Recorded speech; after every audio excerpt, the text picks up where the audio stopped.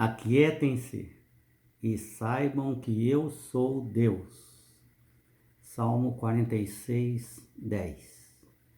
Alguns pensam que Deus desejava a queda do ser humano, que Deus queria que o povo experimentasse o pecado, porque assim o pecado levaria até Jesus. Será que Deus precisava que a humanidade pecasse mesmo? A rebelião foi uma tragédia, não houve nenhum benefício.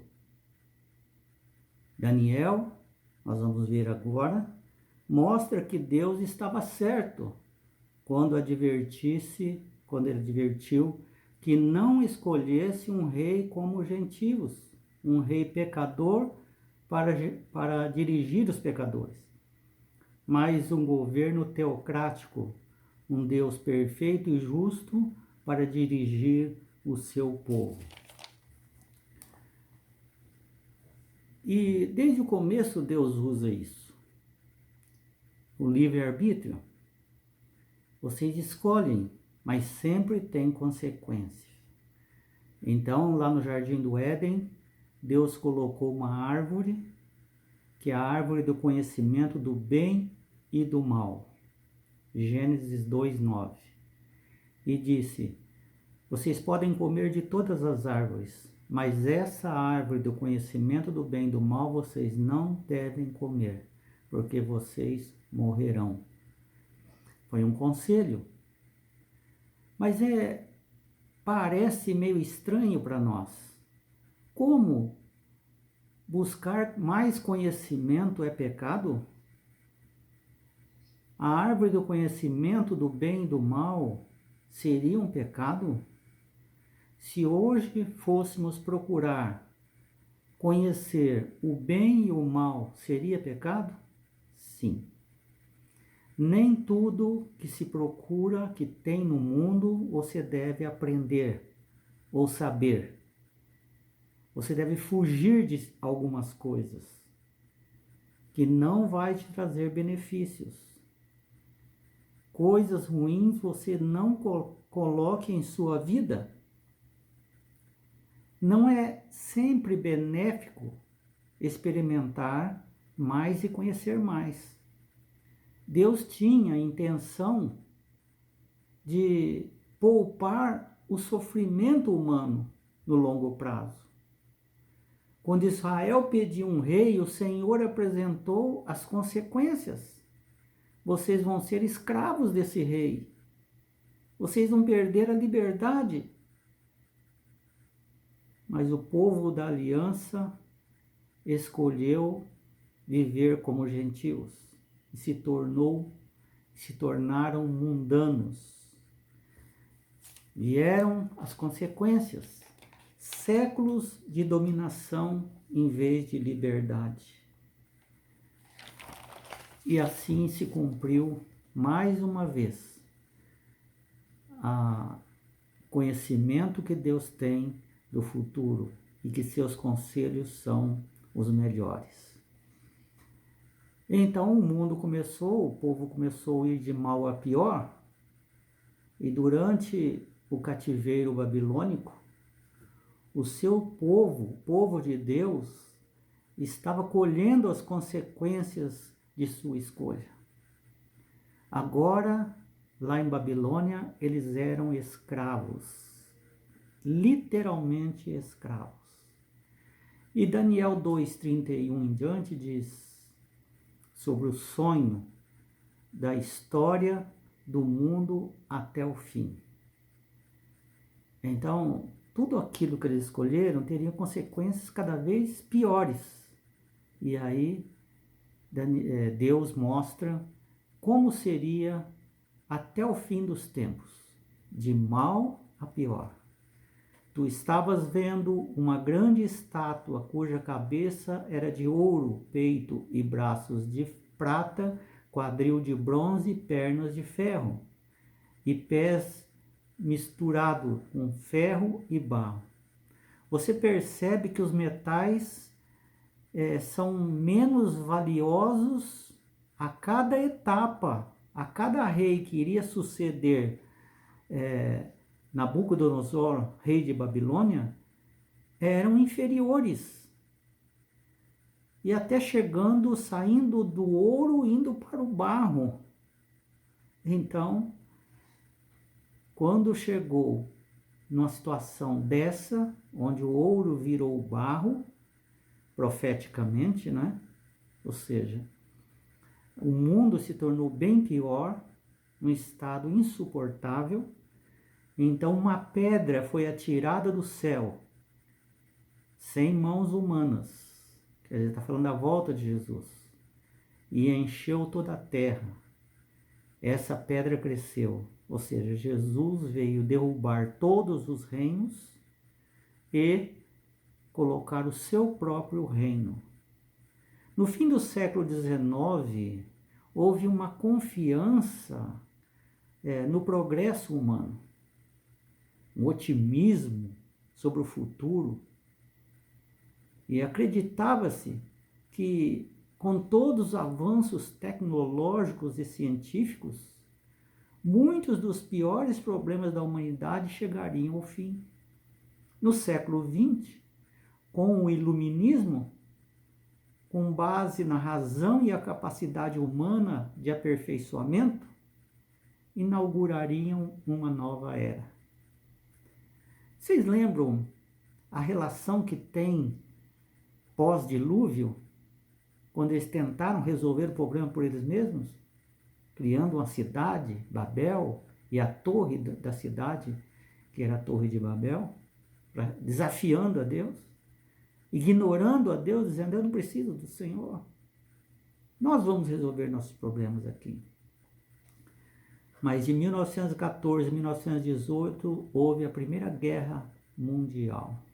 Mais de 200 milhões de pessoas morreram. E Martin Luther King Jr. disse o seguinte: temos mísseis teleguiados, mas pessoas desnorteadas. E Daniel 2 informa que as coisas iam de mal a pior, o mais valioso para o menos valioso, ouro, prata, bronze, ferro e barro. Charles Darwin, Karl Marx e outros pregavam fortemente, e muitos acreditam até hoje, que a humanidade está de alguma forma progredindo, evoluindo, quando é o contrário. Está involuindo. E eles achavam na época, eles já morreram, né? E muitos acham hoje que ainda o ser humano encontrará paz, segurança e prosperidade para todos os habitantes da Terra. Mas Jesus fala o contrário. Você vê aqui em Mateus 24, que diz assim: haverá guerras e rumores de guerras. Sabe esse negócio? Estados Unidos, a Índia, Rússia, China, esses são rumores. Mas existem lugares que estão em guerra mesmo, né? Vários lugares. Então haverá guerras e rumores de guerras. Mas não vos assustem. Haverá conflitos generalizados ainda. Fomes, terremotos em vários lugares. Mas ainda não é o fim. Então não se assustem. Israel, então, se extraviou e se tornou como uma nação gentia. E a terra prometida, aqui na terra, quando Canaã, era uma espécie de ilha de paz. E deveria ser de segurança em meio ao mar de reinos, firmada na base do governo teocrático, que é o governo de Deus, diferente das outras nações. Mas eles não quiseram isso. E em Daniel 7, de 1 a 3, diz: dos 4 ventos, dos 4 lados da terra, norte, sul, leste e oeste, se agitavam o mar grande, as nações gentílicas. E 4 animais grandes e diferentes uns dos outros subiam do mar, de entre esses povos gentios. Israel escolheu viver como gentios. O povo da aliança nunca mais desfrutou autonomia completa e duradoura. Pode perceber? Sempre com problemas. Na época do Novo Testamento foi o Império Romano. Depois, sob o Roma Imperial, depois Roma Papal, foi a perseguição até 1798, foi terrível a perseguição. Em vez de progredir, estamos regredindo, conforme diz a Bíblia. Em Romanos 3, 10 a 19, retrata o nosso mundo de hoje. Não há um justo sequer. Todos se extraviaram, desconhecem o caminho da paz, não há temor, não observam a lei de Deus. Então chega um momento que a terra prometida se transforma em grande perseguidor. Qual é essa terra prometida atual? Não estamos falando em Canaã. A terra é, em profecia, um lugar de estabilidade. Já o mar representa a turbulência das nações, em profecia. Sabendo disso, vamos ver o que diz Apocalipse 12 e 13. Satanás jorrou água sobre a mulher, e a terra a socorreu.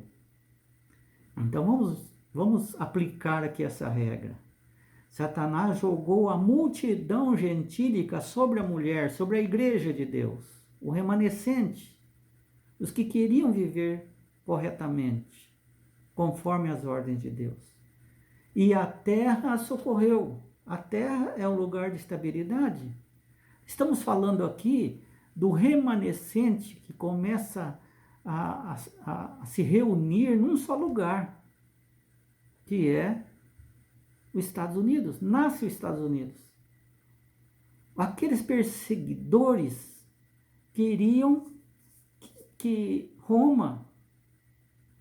obedecessem a Roma, mas perseguiam, e eles então saíam dos seus países, saíam das suas cidades e foram em rumo a um novo lugar e acharam os Estados Unidos. Formaram um reino de liberdade, de paz, com outros valores das nações gentílicas.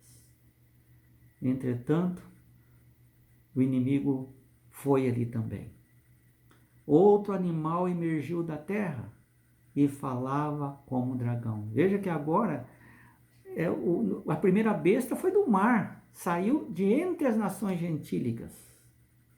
E agora, outro animal, outra besta, emergiu da terra, um lugar de estabilidade, do meio daqueles que estavam sendo perseguidos. Ou seja, o próprio Estados Unidos. Primeira besta, Roma Papal. Segunda besta, Estados Unidos. Se juntarão, se darão as mãos um dia, diz a Bíblia. Satanás foi capaz de usar os povos, o mar, para perseguir o povo de Deus, a mulher. E Apocalipse 12 diz que se refere à migração de crentes perseguidos em direção ao novo mundo, a América, uma espécie de terra prometida. É ali que vamos viver sem perseguição, uma terra de liberdade.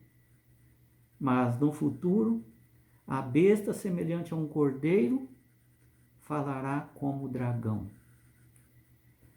Os Estados Unidos, que tem sido um farol de liberdade, se tornarão o perseguidor. E o que diz a Bíblia, Apocalipse, a respeito do remanescente que estará sendo perseguido? Pregue aos da terra, ou seja, aos religiosos e aos do mar, aos gentios. Pregue. A igreja remanescente nasceu no Novo Mundo, na América, nos séculos 17 e 18. Foi um movimento veloz e poderoso, uma nação recente que se tornou a mais poderosa do mundo, abençoada por Deus. Então Apocalipse 10 diz assim: um anjo desceu, pôs um pé direito sobre o mar e um pé esquerdo sobre a terra. Quer dizer, entre os gentios e entre o remanescente povo de Deus. E disse: é necessário que ainda profetizes a respeito de muitos povos, nações, línguas e reis. Tudo está acontecendo em torno do mundo, mas ainda precisa pregar, ainda precisa falar. A quem? A todos, religiosos e não religiosos. E diz que esse livrinho que o anjo tinha nas mãos, um livrinho aberto, de Daniel 12:4, é o próprio livro de Daniel. Porque quando Daniel acabou de escrever o livro, Deus falou assim: fecha, trava esse livro aí. Não é para ser atendido agora, só no fim o saber vai se multiplicar. E quando chega no fim, Apocalipse diz que o anjo veio com o livrinho de Daniel, aberto, não estava mais fechado, aberto, para ser pregado a respeito do que ia acontecer no tempo do fim. Assim como a missão de Israel, nossa tarefa como igreja é pregar o evangelho ao mundo. Deus está conduzindo a história humana à sua conclusão. O fim dos impérios humanos e a entronização eterna de Jesus Cristo. Isso vai ser o fim. Não haverá paz nessa terra enquanto Jesus não intervier. Ele tem que interferir. Onde o pecado, o sofrimento, a doença, o mal, a morte nunca mais entrarão sobre o governo de Jesus Cristo. Tudo será consertado, renovado. Mas por enquanto, precisamos ter o equilíbrio de viver nesse mundo cheio de contradições, observando a lei de Deus e acima das leis humanas. O fogo que consome os ímpios na vinda de Jesus purifica a terra.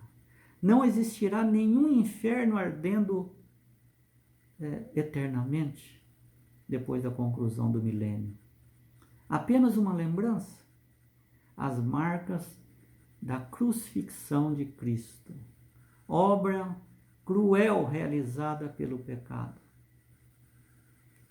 É aquela obra que fez aquela cicatriz em Jesus, a obra do pecado.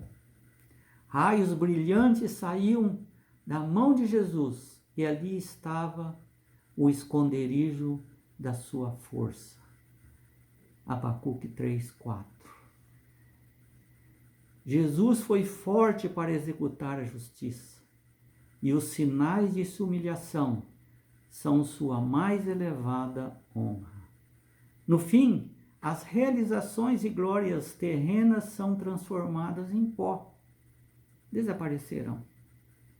E nós estamos lutando tanto para ter, para conservar.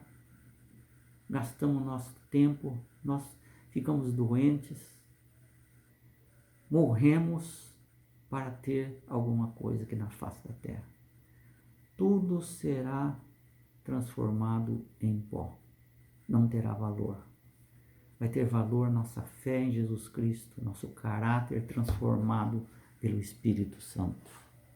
A besta que sobra do mar, no meio dos gentios. A besta e é a soma de todas as nações. Características de cada império. A maldade que cada império tinha não se perdeu, ficou guardado para ser usado pela besta, as duas bestas. Pelas duas bestas. Quem vai executar vai ser a segunda besta. Quem vai mandar vai ser a primeira besta. Nós precisamos ter equilíbrio em seguir o Senhor e obedecer às leis das nações. Virão leis que vão chocar contra as leis de Deus. O que ocorre quando a obediência a uma lei leva à desobediência de outra lei? Precisamos estar muito